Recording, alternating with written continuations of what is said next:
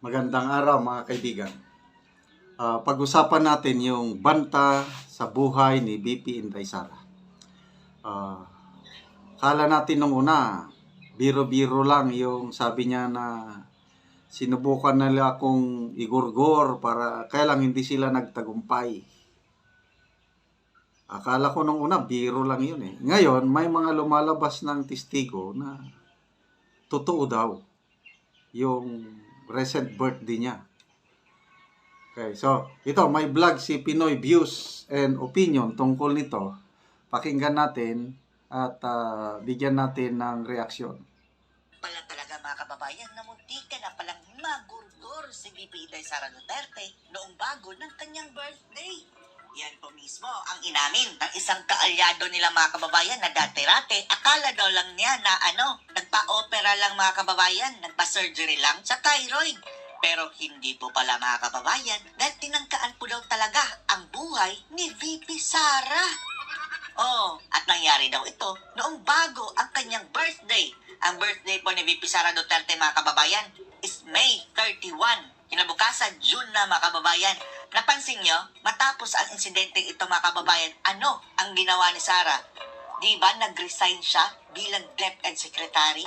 Apparently mga kababayan, isa ito sa naging hudya sa pagkalas niya sa gabinete. At inamin na rin niya ni VP Sara Duterte mga kababayan na sinubukan siyang gurgurin. Mayroon po siyang video niyan pero hindi lang natin sineryoso nung una. At nung tinanong si Sara kung sino ang gustong gumurgur sa kanya, ang sabi niya, silang lahat.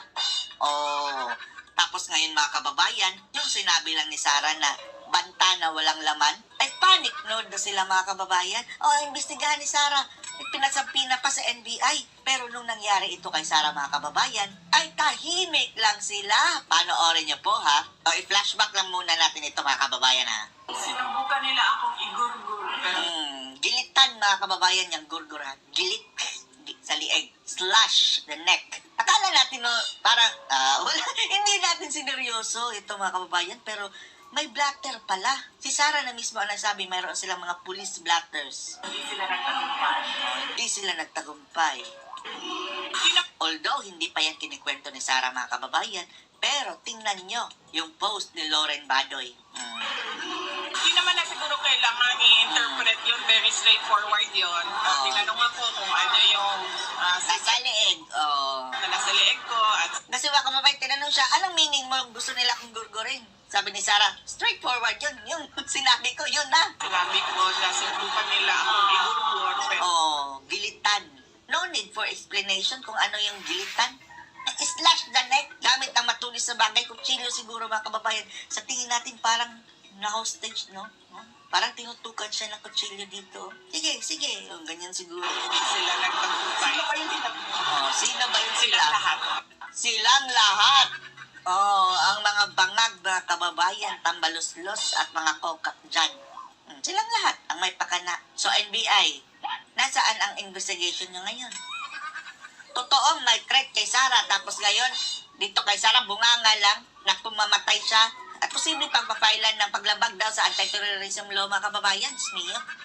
Ginawa pag terorista si Tingnan Sara. uli natin, babalik tayo. Anong nangyari sa kanya nung Mayo? May Si 31 na Professor kanyang birthday, Malotikia mga yung kababayan. nagsasalita. Eto mga kababayan, nung nag-anunsyo na siya ng resignation, dyan natin unang napansin iyan. Fresh na fresh pa ang sugat mga kababayan. Around June ito mga kababayan. Fresh na fresh pa ang sugat niyan. Tapos yung sabi ng mga loyalustay na chikinini daw. Ba't chikinini bang ganyan? Pahaba. Linya. Ano yung mga bibig nyo? Mga palakpa. Baklas Admiral. Malapit sa kaarawan niya. Bakit hindi yung pumaloob sa national security angle? Walang investigasyon. Kasi hindi binibigyang diin ang vice presidente. Ang hindi pa natin Ang sabi pa nga ni Sara Duterte, hindi nyo alam na may threat ako. I-review nyo ang mga police blatters nyo.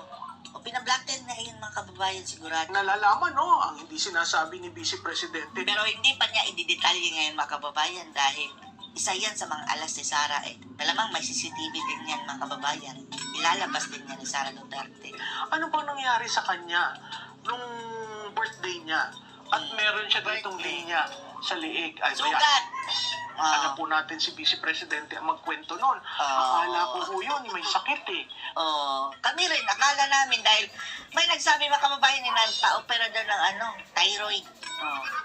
Hindi naman ganyan. Malinis, clean cut po yung mga kababayan kapag nagpa-opera ka ng thyroid dahil scalpel ang gamit niyan eh. Yung napaka talaga mga kababayan, thin slice. Hindi kagaya nito mga kababayan tapos pinagtawanan ng mga dilawan dahil lumaki daw ang sugat o nag-keloid. Keloid ang tawag dyan, mga loyalustay. Lalong-lalo na yung sugat malaki ang hiwa. At nagpaalis ng thyroid, hindi naman pala ho. Hindi naman pala. Si Sara na mismo ang umamin, ginurgur siya. Sinubukan siyang gurgurin. Pero hindi ho ako ang magsasabi sa inyo niyan, no? Ang tingin natin sa Vice Presidente, spare tire. Pero sa mga curious mga kababayan, mayroong mga marites si si Dr. Lauren Badoy niyan. Again, nasa saligang batas. Ang sinabi doon, pwede mong bigyan ng katungkulan at hindi subject sa confirmation ng Commission on Appointment. Ganun na lamang pong pagbibigay diin ng saligang batas sa kanya. Tapos yung NBI mga kababayan, grabe kung makapag-utos si Sara. Inuutusan kita na pumunta ka dito at sagutin mo itong mga asunto mo. Hindi tumaliba si Sara. Ano kayo? Siniswerte? Buti nga sa inyo, NBI. Sana ho, wag natin bastusin ang institusyon. Binastos si Sara. Sana ho, ating gamiting gabay ang Admin Order 451, Series of 1981, na mismong ama ng Pangulo ngayon ang pumirma niyan. Ama ni Ngagnag. At klarado ho, siguro ho sa protokolyo, dapat ang mga kasundaluhan at ang PNP maintindihan, lalo na ang NBI, maintindihan na hindi basta-basta yung tinatawag yung Second in line mga kababayan Tapos ang NBI para nakapagpatawag ng yung mga kriminal. Halika dito! Bartolina! Vice President to appear before you to be investigated. Tapos, eto NBI, bakit nung binangkaan si Sara, pinangkaan gurgurin, wala kayo ni isang imik mga kababayan, di ba? Tahimik Kung may pa mali, cemetery. kasuhan. Ngayon, may nag-file ng indisbarment, karapatan ng bawat Pilipino. Yan sige doon. Bobo. Nag-file ng disbarment kay Sara Duterte, ang disbarred lawyer mga kababayan. At Pilipino, yung ganyan. Pero kung yung nagpa-file ng disbarment, disbarred rin, parang katawa-tawa naman ho yung nangyari. Parang clown mga kababayan tapos nanakot pa na pwede niyo ito actionan, ipapa-impeach yung mga pagpa-impeach daw ang mga maestrado sa Supreme Court. Anyway, yun na po ang tungkol sa tangka sa buhay ni BP Sara. May ako na nagpa-blatter daw si BP Sara. I think si Senator Bato de la Rosa ang nagsabi na one time nagpa-blatter talaga si BP Sara tungkol sa nangyari sa kanya. Yung sinasabi ni Pinoy Views and Opinion na si Dr. Lauren Badoy, hindi ko alam yon. Paki-comment kung ano yung information ni Dr. Badoy tungkol yan. Na narinig ko mismo sa vlog ni Professor Malotikia na yun nga, after ata yung birthday niya, parang may nangyari. Kaya lang ayaw niyang sabihin. Sabi niya, bahala na si BP Sara na magsabi sa detalye. So, ito, kung totoo na talaga nandyan yung banta ng buhay, banta sa buhay ng Vice Presidente, nakakatakot dahil yung security niya tinanggal yung pinagkakatiwalaan ba?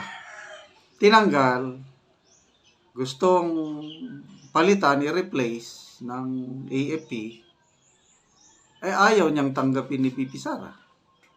Kasi, it's a matter of trust. Kaya sabi ng BP, kahit tanggalin lahat ang kanyang security, okay lang sa kanya. Mag-hire na lang siya ng private security, yung galing sa agency. Nako, bakit ba naman umabot tayo sa puntong ganyan na na talaga, nawawalan na ng tiwala si BP Sara sa dito sa administrasyong ito dahil sa mga pangyayaring ganito na sana